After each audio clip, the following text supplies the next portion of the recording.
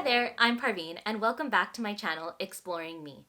If you're less familiar or joining this channel for the first time, I'm a data scientist by profession, and I use this channel to explore different aspects of my life, both professionally and personally. If you're less familiar with what imposter syndrome is, I thought I would start off this video by giving it a definition.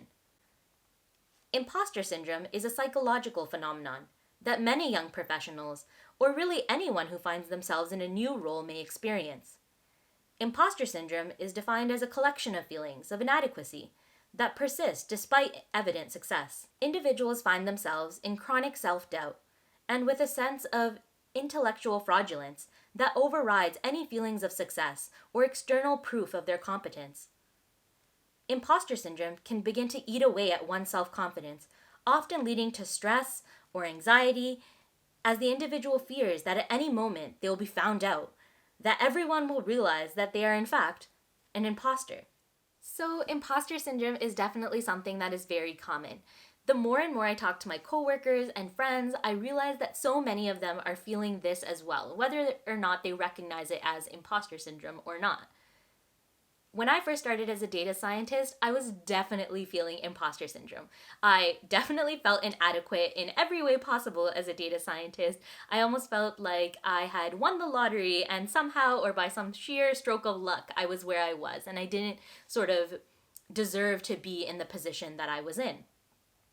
In feeling all of these symptoms of imposter syndrome, I started to turn away opportunities, passing over any of my successes to luck. It was just luck that I was able to figure out a certain problem, or I was just lucky to have done really well in a certain project. In this sort of passing everything off as luck, I wasn't really able to receive opportunities as they came to me, and I found myself really suffering from a lot of anxiety as I sort of strive to overachieve. And don't get me wrong, there's nothing wrong with really wanting to impress when you're at a new job, but constantly trying to run after something that is unattainable, this perfection, this sort of worthiness of being in the role that you're in, it's definitely not something that's healthy. And you're not really making good priorities or uses of your expertise as you're constantly just trying to stress and do something that is maybe even beyond what your role is defined as.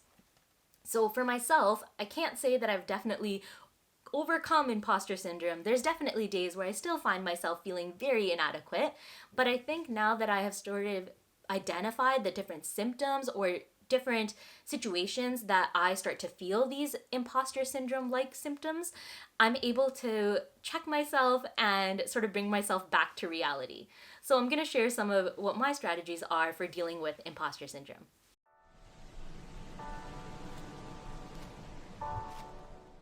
So now that I've actually shared with you what imposter syndrome is and how I dealt with a lot of that early in my career, how do I actually deal with it? For me, it really starts at identifying when I am starting to feel the symptoms of imposter syndrome. When is that anxiety starting to come on? When are those feelings of inadequacy starting to take over and really drive my stress? Once I've identified that, okay, this is what I'm feeling, I sort of go through this train of thoughts, and I'm going to share those with you now. I'm going to actually read them off from my notebook, so excuse me for doing that. But in dealing with imposter syndrome, I start off by embracing that there are people out there who potentially know more than me. Actually, there most definitely is someone who knows more than me on this topic. It would almost be arrogant to think that there isn't. But you have this opportunity that's in front of you. You've been placed, or you've prioritized the work that's in front of you, this job. You've made it a priority. The best you can do, really, is do your best. All of the other folks out there are doing things and prioritizing other things while you are where you are. And you can exercise the skill set that you do have to your full potential. So this train of thoughts is definitely something that I go through when I started to feel that anxiety. It sort of let me let go of that feeling that I'm not doing enough or that I need to be doing more. I've been placed in the job that I'm in. I am the data scientist on this team. And the best that I can really do is the best that I can do.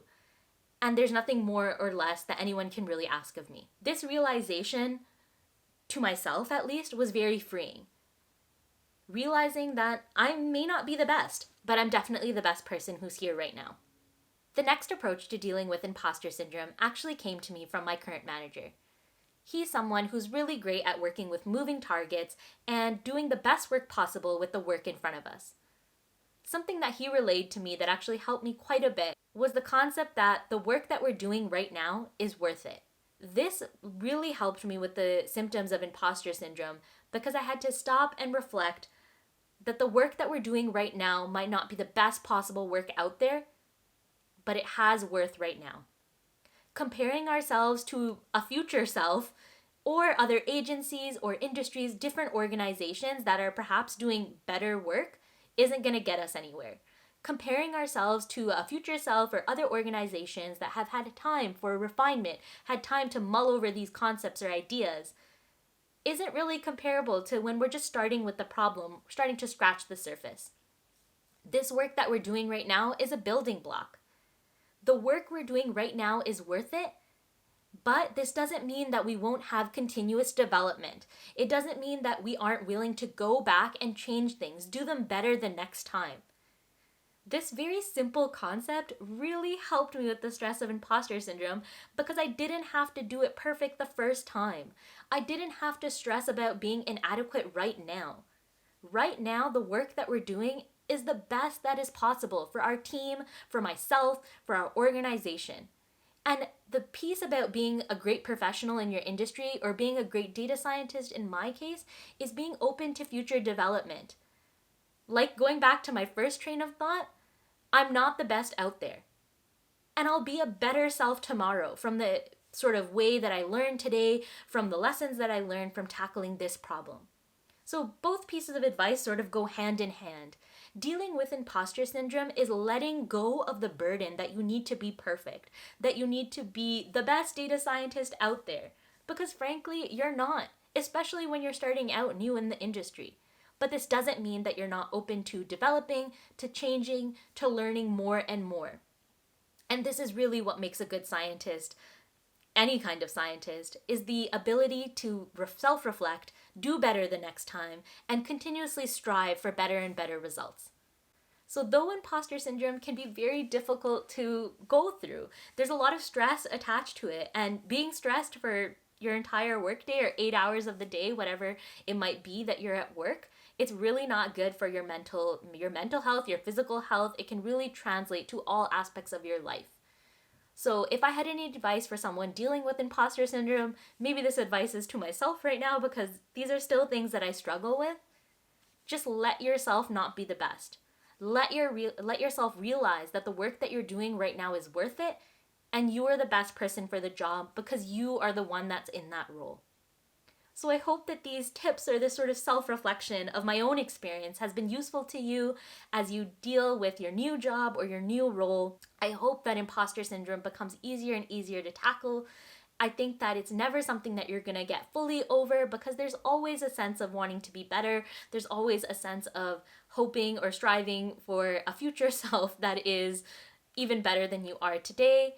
But that doesn't mean that it's not something that you can tackle and deal with. Thank you for joining me on this channel, Exploring Me. I hope you'll stick around and consider subscribing and stay around for my next video.